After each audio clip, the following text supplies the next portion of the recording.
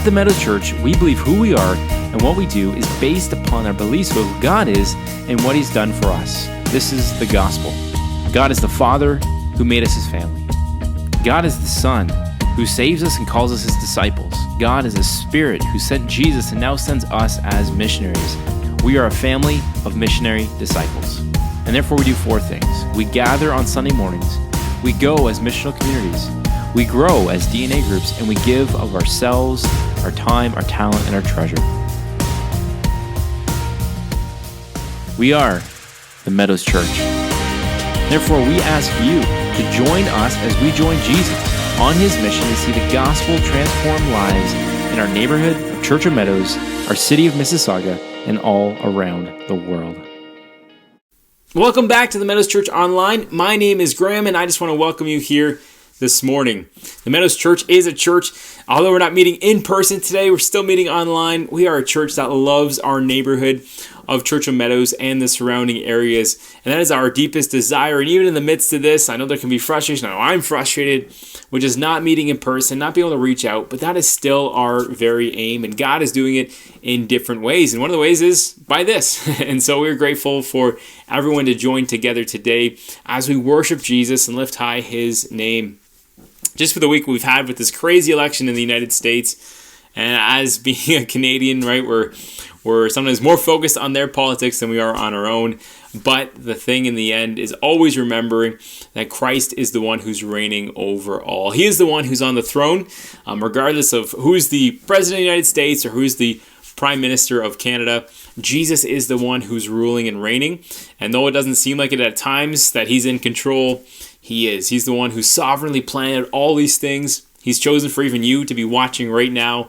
He is the one who is governing over all things. And so with that in mind, let's start our service off by praying and worshiping Him, for He is the one who's over all things. His name is the one that is to be lifted high. So let's praise and worship Jesus this morning as a church. The sun comes up, it's in you, made of me. It's time to sing your song again. Whatever may pass and whatever lies before me, let me be singing when the evening comes.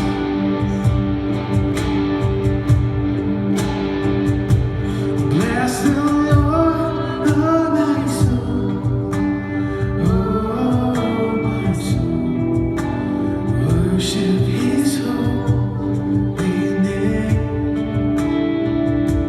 Sing like never before.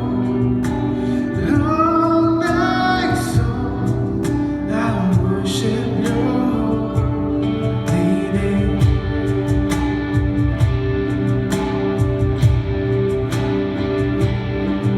You're rich in love and You're slow to anger.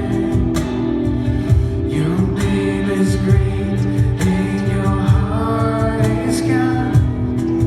For all Your goodness, I will keep on singing.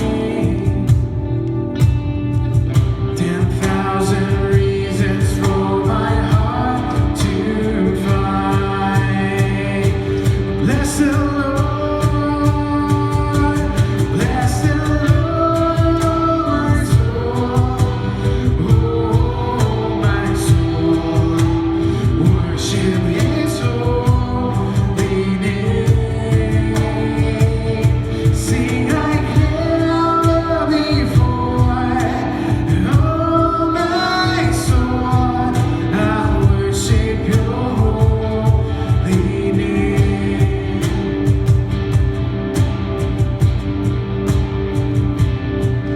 And all that day when my strength is failing, the end draws near and my time has come.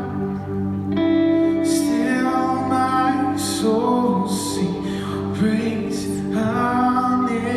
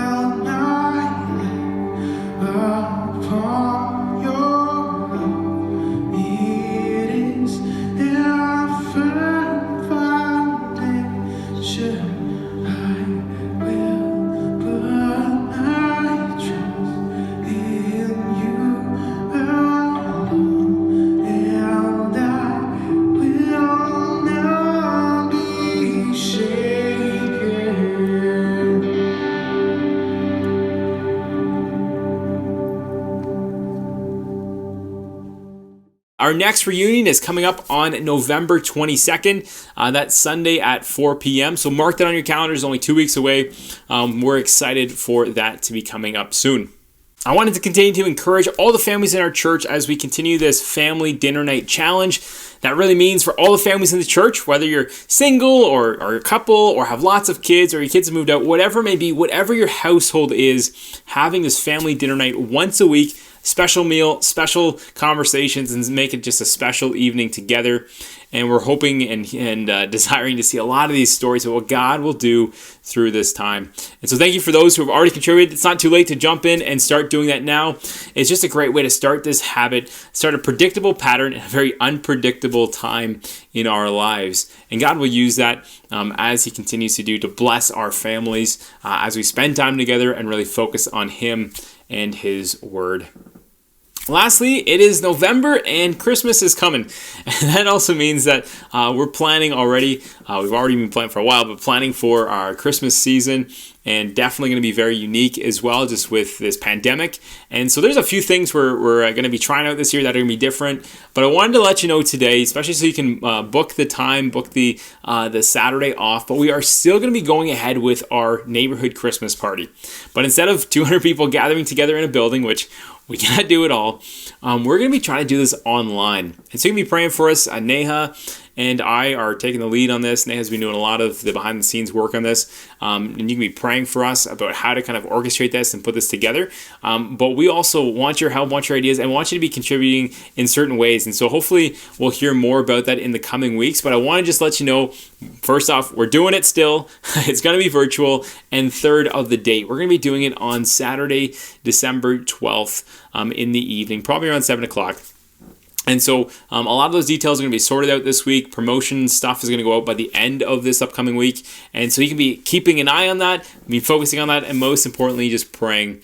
Again, it's always been our ambition to start relationships. We're going to have to figure out how that's going to happen, but also just to share the gospel on that night. And again, establish these relationships that can carry forward into the new year. And so those are our two main aims. And you can be praying that we are able to accomplish this still, again, in this unique way of doing it all online. Now, Neha is going to share a little bit of the introduction to our story that we're going to be spending in our kids' time at 11 a.m. after the service today on Zoom. So, Neha, you can take it away. In this week's Bible story, we see how God saved Daniel from the lion's den. Darius was the new king of Babylon, and he really liked Daniel. He appointed Daniel, and he gave him some important tasks in the kingdom. The other helpers saw this, and they were not happy. They wanted to tell on Daniel, so they spied on him. They saw that Daniel only worshipped and obeyed God, so they asked the king to make a new rule stating that his people could only praise the king and not God. And if anyone was to break the rule, he will be thrown into the lion's den. So as Daniel only prayed and worshipped God, he was caught by other helpers, and they insisted the king on throwing him into the lion's den. So the next day, King saw that God had saved Daniel from the lions in the same way God sent Jesus on this earth to save us from sin and death.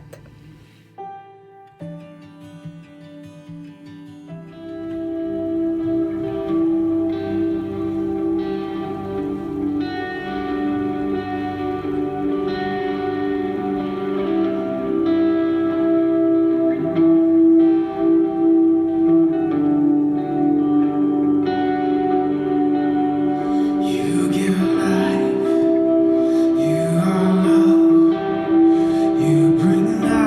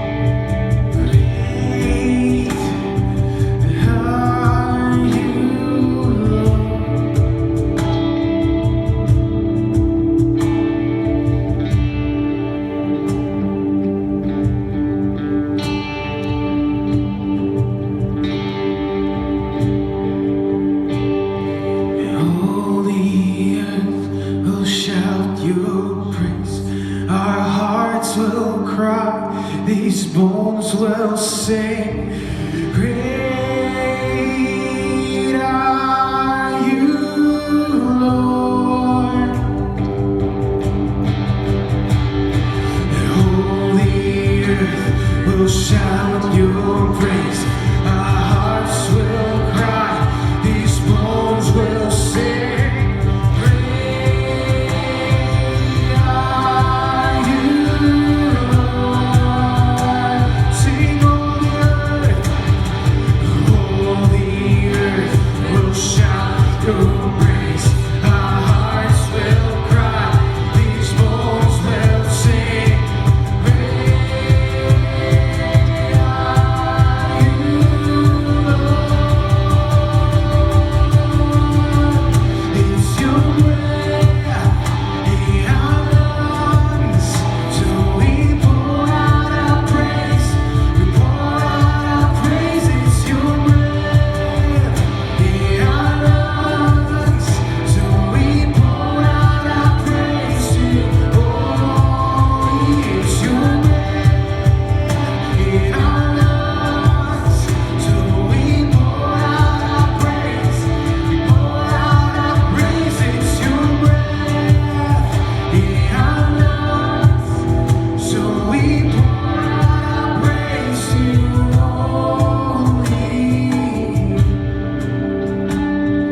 Great are you, Lord.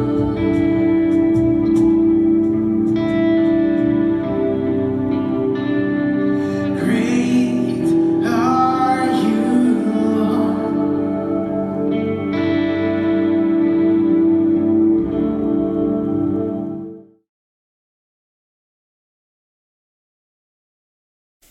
So far in our series, A Family of Families, we've been focused on a bunch of different roles that God has designed for family.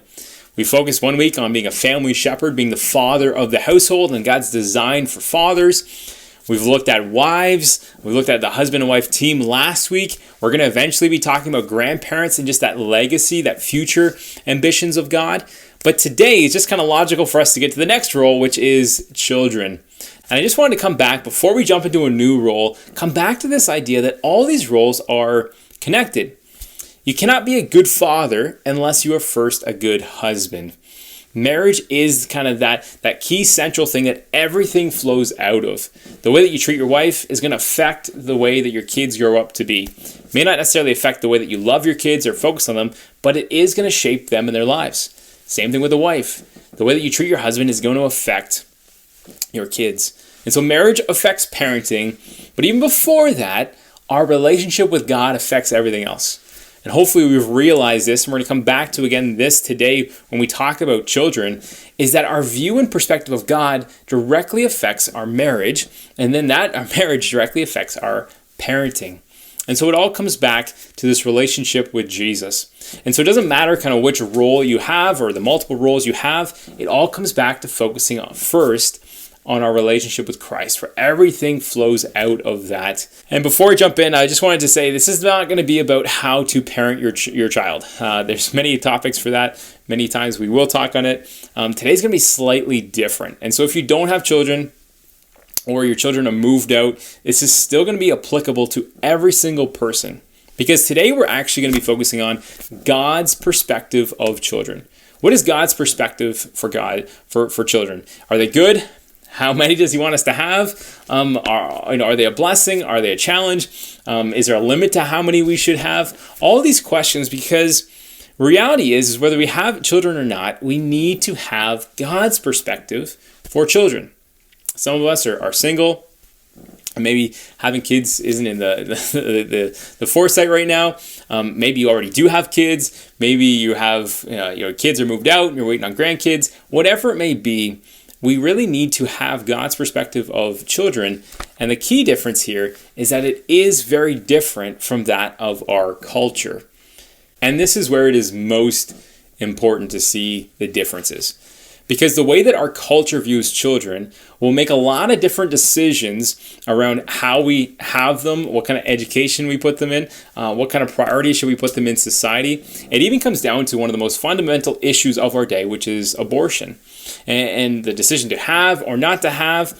Again, the limitations of, some countries have made limitations on how many kids you can have. There's some governments in the opposite way of benefiting people who do have kids. And so it is becoming a very interesting hot topic issue. Again, as Christians, we need to be founded in the scriptures, have the foundation here, because our perspective, that can't just be a personal one, it's got to be God's. For our personal perspectives can be way off, can be completely wrong, but God's is truth. And so I want to encourage you to open up your Bibles today. We're going to be looking in the Psalms, actually a short psalm. It is Psalm 127. This is just a great, clear passage for us to dive in and just kind of set our topic on this passage today. So Psalm 127. Let me read the psalm for us. It says, "Unless the Lord builds a house, those who build it labor in vain. Unless the Lord watches over the city, the watchmen stay awake in vain. And it is in vain that you rise up early and go late to rest, eating the bread of anxious toil. For he gives to his beloved sleep." No kids in this section yet, but we're going to come back to that. It's super important. Verse 3, "Behold, children are a heritage from the Lord, and the fruit of the womb a reward. Like arrows in the hand of a warrior are the children of one's youth. Blessed is the man who fills his quiver with them. He shall not be put to shame when he speaks with his enemies in the gate." And so this is God's perspective for children. Again, there's many other passages in the Bible that really talk about God's priority for children, but we're just going to use this as our foundation for today. There's going to be three key things that this passage really tells us about the perspective, God's perspective for children. And then what we're going to do is we're going to first dive into that, look at those, and then afterwards we're going to look at the three perspectives our culture has that is actually very different and very wrong in comparison to God's perspective. The first of the 3 points about God's perspective is simply this, that children are a blessing. Children are a blessing regardless of when they come, how many kids you have. Every single child is a blessing. We see this in verse 3, where again it says children are a heritage from the Lord. It's kind of a gift, as it goes on to say, as a reward for the womb. It's a reward that God gives us. It continues to go on. It says, "Blessed is the man who fills his quiver with them." And so children are a blessing from God. And this is why when we look around and talk about, some child was, as we put it in our culture, a mistake, or, we didn't mean to have that child at that point in time, it is still a blessing. Think of it this way. If you magically just got $1 million in your bank account, and it's like, well, I was a mistake. I didn't mean for it to show up there. It just happened. Well, that is still a tremendous blessing, whether you plan for it or not. God's perspective is that children are a blessing. Again, no matter how they come, whether they come with disabilities or not, they are still a blessing. When they come, if you're ready for when they're coming or not, they are a blessing. Every single child is a blessing. And I know that's really hard, especially during this COVID time and when we were in a lockdown before. We were just super excited to send our kids back to school, weren't we?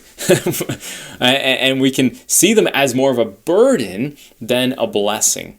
But the first thing, the most foundational thing, is that every single child is a blessing. So especially parents today, if your child has been causing you a lot of heartache this week or even this morning, remember they are a tremendous blessing. Maybe not necessarily because of them being able to contribute to various things, but they're simply a blessing because they have come from God. The second perspective of God is that many kids are a blessing from God. We know that in our culture, and it's very much aligned with me too, in our family, typically most families have 1 or even 2 kids. Probably 2 kids is probably the most popular nowadays, especially in the GTA. And yet God here tells us, again, not only is blessed the man for having children, but blessed is the man who fills his quiver with them. Again, this is the whole analogy that he talks about before, is that children are like an arrow. They're like a blessing that they can be used to benefit you, to protect you, to kind of grow what God's mission is in this world. They are a bow in the hand of a warrior, and for a warrior, it'd be nice to have a sword if you're going up against somebody. But if they have a sword and you have a bow and arrow, wow, you're winning, right? They got to get a lot closer to you before they're able to do anything. And so, you can accomplish a lot of things on your own strength, but when you have been given a child and now you multiply yourself, multiply your efforts, wow, like that is a tremendous blessing. And the more kids, the better. and I know I have to keep teaching myself this as well. And I know Julie and I would love to have more kids. And it's, again, sometimes people put it's in God's will. But I think for us, regardless of how many kids you can have, I think, again, if you even have 1 kid, 2 kids, do you still have the belief, as God puts it here, that many kids is a blessing? Whether you want to have more kids, or you wish you had more kids, or maybe one day you hope to have more kids, or again, maybe you're just limited for certain things. That's kind of with Julie and I. We've had issues trying to have kids, and so that's kind of been a factor for us in trying to figure out how many kids to have. But in reality, there should be a mindset that having many kids is a blessing from God. Never do we see in the scripture a limitation on how many kids you should have, or hey, you should cut off here. No, many kids is a good thing. And lastly, kids are a blessing from God. And this is key for us. This is where the first 2 verses, again, that seem a little bit different than the last 3 verses. This is kind of where they work together. The whole point of this psalm is that not only do humans work, but we have to work in line with God. God has to bless it. And so in the same way, again, where it says, unless the Lord builds the house, then those who build it labor in vain. And so there's an interesting kind of combination going on here. It says, unless the Lord builds it, but it also then says, we build it. We build it in vain. And so in the same way, children are the same way. Hopefully you realize this. Hopefully I'm not telling you this for the first time. But humans need to participate in the making of children, right? And, we're not like, the Virgin Mary that just God, miraculously, gives a baby to, right? We have to take part in it. And this is kind of the unique combination that God has designed for babies and for producing, right? That God also needs to partake in it. And so in the same way, when we talk about having kids, when we talk about even raising our kids, yes, you can kind of do it on your own and try just to kind of push forward and parent your kids the way you think is best. But if we do so, similar to the first part, we labor in vain. It is all up to God. And I know that's been one of the most common themes when it comes to children in the Old Testament, is this challenge of wanting to have kids and not being able to. We think of Abraham and Sarah. We think even in the New Testament of Zechariah and Elizabeth, and again praying for a child, and even Samuel, the prophet Samuel in 1 Samuel. When we read the beginning, we see his mother wanted a baby, and was not given one. And then cried out to God, and God graciously blessed her with one. And in the same way for both of our kids, that's really our story too. Where both our kids' sake, we've had doctors tell us that you shouldn't have been able to have kids in the first place. And yet God has blessed us with them. And so this is the unique connection, I think, here, more than almost anything else in the Bible. When it comes to having kids, God is so deeply connected with that. It is a blessing from Him. And there are some times where He withholds that for a period of time.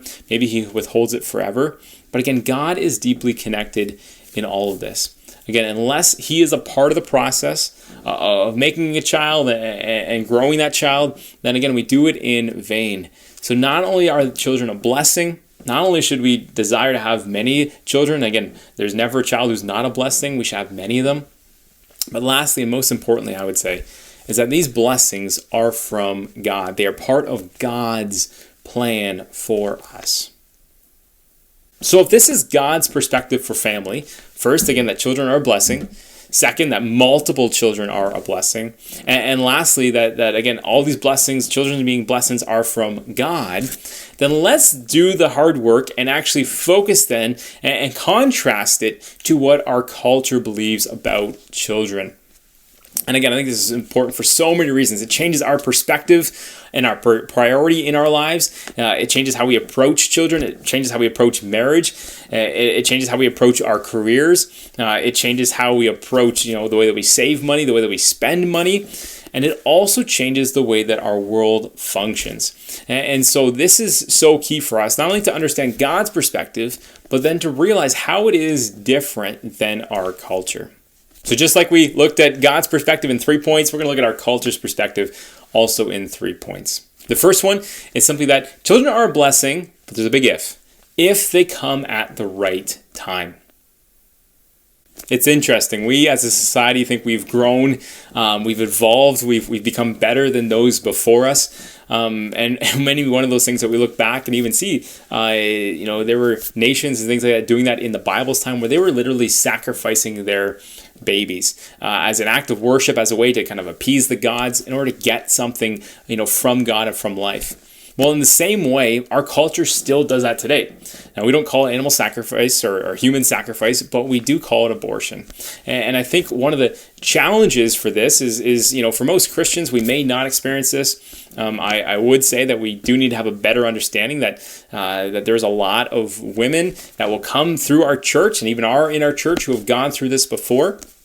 And with the reality of the way things have gone today, it almost seems natural or almost seems just too popular that almost every single woman in their lifetime will go through this procedure at least once. It is becoming that prevalent in Canada. And so I don't mean to put shame on this. I don't mean to judge or condemn those. But at the same point in time, we do need God's perspective on this. And I would say a lot of these things are connected, not down to a science, but down to a cultural belief. And this is really where we want to dive in today and just look at this topic is, again, our perspective of children and our culture's perspective of children affect this very key issue, again, amongst many other key issues as well. And so let's look at this. Again, children are a blessing if they come at the right time. Number one reason why abortions take place is because of inconvenience. They feel like they're not ready for a child. They feel like their career is going to be stopped, or they need to go get an education and it's going to be inhibited. And what kind of life would they be bringing them into unless they went and kind of advanced their career and got more money in the end? Or maybe they say, well, we're not ready as parents, to be a parent. And so it's just not right to bring the baby in at that point in time. But this is one of the biggest challenges I think we need to face. First, this whole idea that people feel like they're not ready for being a parent. Well, here's some good news for you. No one is ever ready. No one is ever ready to be a parent. And at the same point in time, what can we do as a church? Well, we can come alongside people. We can show them that it's actually very possible, but also we can provide that support for them. And so if you don't feel like you're ready to be a parent, well, first, get ready. I think it's one of the beautiful things that God has designed, for this pregnancy to take so long. It takes 9 months. Maybe you don't find out until halfway through, but you still have time to prepare. And as a church, we can come alongside those people and help them, and we can provide for them. And maybe that's, providing food or providing care or just providing, parenting advice or babysitting or whatever it may be. But that's one of the key things that I love our Christian pregnancy centers in the city and around the GTA. Like, that is one of their big ambitions, is just to show that, hey, being a parent is very possible. And the next typical thing is the financial burden. And I just want to say that many times in Canada, it's actually better off. You're actually better off to have a child and get the government subsidies than to not. I know for Julie and I, one of the key things, we had, kids quite young. I was 23 when Haley came, to us, and being a parent actually forces you to work harder, forces you to make money, forces you to be able to provide for your family, and sometimes that's just the right motivation you need. Never has God ever let us go, struggle. We got married at a young age. I was 21. I had Haley at 23. God's always provided for us. We may not have a lot of money, but we never went hungry, and we always, I would say, relatively felt comfortable. And I think this is the reality for that we need to be there for other people, to show them it is possible, and then also to be there to support and provide. Now, there is another side of it, again, where, my career or I want to travel or I want to do all these things. And this comes back down to our culture perspective, that it's all about me. It's all about my enjoyment in life. And we need to realize, again, coming back to God's perspective, that children are a blessing and they are made in the image of God. And therefore, no matter if they disrupt your plans or if they cost you a lot of money, they still are a blessing. It does not change that reality that every single child, whether it comes to you at a young age or an older age or a time you were not expecting, they are still a blessing from God. The second perspective our culture has about children is children are a blessing if they benefit me. It's a sad reality, but one of the main, biggest motivations why people have children is because their own enjoyment. Maybe your friends are having children, and so it's like, hey, maybe we should have one too, so we can kind of fit in, relate to our friends. Or maybe it's like, hey, you know what? We've had enough of this stage of life. It's time to move on to the next stage. Let's kind of have the fun in that. Or you're looking around at parents and you're like, oh, they're having a great time. Like, I want to experience that joy too. And again, I think this goes back to the original point of our culture has, is it's all about me. It's this focus of self-enjoyment, that the purpose of life is happiness. And if that's your perspective, it is so completely opposite of God's perspective in the scriptures. Imagine if Jesus thought that it was his purpose in life to be happy. Well, he would be running away from the cross. He'd be running completely away from what God had actually called him to. And this is the reality for us as Christians that we need to realize, is that parenting is not about the parent. Okay? I think it's a reality that we need to deeply understand, but yet we continually slip back into it. How many times do we say things like, hey, child, you're causing me too much pain, or hey, child, I'm about to, blow my top, I'm really angry, you have to change your behavior to affect me. Well, no. Parenting is all about following in Jesus' example of laying down our life for our child. In the same way that Jesus put us first by dying on a cross, right? He did it for us, for our benefit, for his love of us. That's what love is, laying down your life for another. And so in the exact same way, children are a blessing, again, period. Not only if they benefit us. Our lives have been given to us so that we give our lives away. A very paradoxical way of thinking about it, but that is what Christ did. Christ took on his life to give it away, to lay it down. Christ has given you your life so that you can give your life away. Give away your money, give away your time, give away your energy. That is what Christ has called us to do. And you know what? Jesus sustains us in it. If God was able to sustain Christ in giving his life away to us, then God the Father will also sustain us through his Spirit. So as parents, that we will give our lives away to others. And again, this is part of the battling of our culture. That is not about me. It is about me giving my life away to others. Again, children are a blessing, period. Now, the last false belief that our culture has is that children are a blessing if they come in the right number. I think many times our culture and our world really struggle with this, and it's actually becoming a very popular thing to consider, and you might even hear your friends or your neighbors being talking about this. But just this idea that there's this overpopulation coming to our world, that you shouldn't have more than even one kid or two kids, or maybe you'll even hear some of your friends say, you know what, I'm not going to have any children because I want to save the world. This very backwards mindset that the Bible does not have, that God does not teach, that does not fit into God's perspective. Again, one of the key things that we said about God's perspective is that all kids are a blessing, that many kids are a blessing, that if you have a family of 3, 4, 5, 6, 7, 8, whatever it may be, however large that number you can get, it is still a blessing, not just to you, but to the world itself. And this is just kind of this weird reality that we kind of are living in, that maybe people think that having too many kids is causing overpopulation. We don't have enough resources in our world. Maybe another key thing that's coming up now with, again, the emphasis of the environment is having too many kids actually destroys the environment. Well, all these things really are a myth when you get down to it. God created the world to hold his people, to provide for his people. And although people keep coming up, and you can go back centuries and centuries and centuries ago, actually this first idea of overpopulation came in the 1800s. And still, again, even their prediction was about 20 years afterwards, and it, again, still never happened. There's all these catastrophic world-ending myths and beliefs. and they have never come true. There's always a date that's kind of set with it to kind of show the emphasis, and it never comes true. God continues to provide for his people, and people have more wealth and more food, more access to clean water than they've ever done in our world's history. And so this idea that, again, there's overpopulation coming is just simply a myth. And this is a reality, again, that fits God's ambition, where he says to be fruitful and multiply. Right? And again, he's got it in control. He's got the world in his hands. He is the one who's sovereignly over these things. And in fact, kind of the opposite is true, is if we ever decrease in our population, that's actually when nations and societies actually begin to suffer more. And so this is just a myth that I think we need to come back to. And so if God has given you one child or two child, or you're like, hey, you know what, I think we're done, I would just ask you to pray and reconsider. And again, I know there is always a time, even for Julie and I, we're probably done it too, and that's kind of what we feel like God is leading us, to do. But at the same point in time, I would still love to see other people have more kids. And if we did ever have another one, that is a blessing. That is a true blessing from God. And so every child is a blessing. No matter how many come, every single one is a blessing to you, to this world, and to God's plan.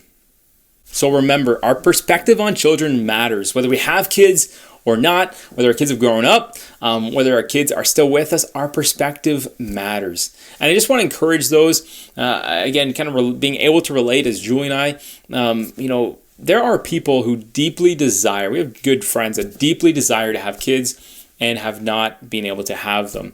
And I think this is a reality, whether it's health reasons, whether it's just because you're single and not married yet, or whatever it may be. I think we always need to consider this and just want to, come with you with compassion, but also confidence too, that God has a plan. And maybe that's redefining your mission in life. Maybe you thought you'd be a mother of 5, 6, and maybe you're a mother of 1, or maybe you're not even a mother at all. God can still use you and still use you to bless children. And that's what, again, I love to see, as God's designed our church to be a family of families. That they may be our kids, but it's our church's responsibility to care for them and love them. And I don't mean our church as in the pastors or the leaders or the programs of our church. No, every single person in our church is responsible for the other kids in our church. You know how they say it takes a village to raise a child? Well, really, they should rephrase that to say it takes a church to raise a child. And that's our ambition. That's our hope as a family of families. God has a plan for us. We love children. We love to see more children come to the church. We love to see more children come to our families. But at the end of the day, we trust in God and know that every single life, no matter how small, no matter if they thought they were a mistake or you thought they were a mistake, God has a plan and a purpose. Every single life that He has created is a blessing that's worth to be protected, loved, cared for. And again, it's all about us giving our lives to them as Christ has given His life to us. And so I pray that today we can focus on this perspective, realizing that our perspective, and even sometimes our words, if we say things like, my child is being annoying today, I wish he didn't exist. or I'm going to send him away to, deal with his mother because I've had enough. Whenever we do that, we are going towards the cultural perspective of children, and yet we need to come back and watch our words, watch our thoughts, watch our beliefs, watch our priorities, and make sure that they are lining up with God's perspective for children. And so let's pray, and again, pray that we would hold fast to God's perspective, His view of every single child that we ever meet in our lives. So let's pray. God, we thank You for children. We thank You for every single one of the children who has come to our church, who have gone through our church. Again, we just pray for them. God, we thank You that they are a true blessing, that You have created them in Your image, that they exist. And God, we also pray for each one of them that they would come to know You, put their trust and their hope in You. God, for children are a blessing, but it's even a greater blessing to be a child of Yours. And that's what we love to see. And so we just pray, God, for the men and women who are not just in our church, but around our church and in our neighborhood, God, who are considering this perspective of children. Maybe they're about to have a child, or they're thinking about having children, or maybe they accidentally, come up and expect a child. We just pray, God, that You would shine Your perspective on our country, that our country's perspective of abortion would drastically change, that we would see people loving children and seeing each one of them as a blessing. And I pray, God, for our church to come around those and love upon those who are either having a hard time having children or feel like they have too many children and they need help, or, again, are having a child but don't think that they can actually follow through with it. May we be that light in the darkness to show God's love for children all around us. And we just pray this all in your name. Amen. So this week, remember, keep it at the top of your mind, children are a blessing from God. They're a true blessing, whether we realize it or not, whether we get upset with them or not, whether they cause us trouble or not.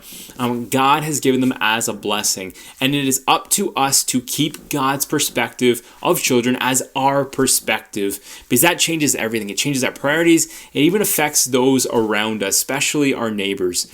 And so study the perspective of God on children and keep that going. They are a blessing. They are beautiful to have. Although they take a lot of work, that is what Christ has called us to do as parents, to sacrifice our lives for them, just as he had sacrificed his life for us.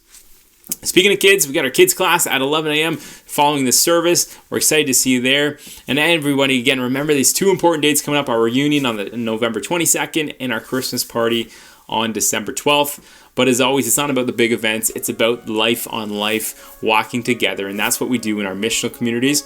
And so we see you there throughout the rest of the week as we live together as a family, discipling one another, and living out God's mission to reach this neighborhood of Church of Meadows and the surrounding areas around it. We'll see you again this week, and especially back here Sunday at 10 a.m. next week.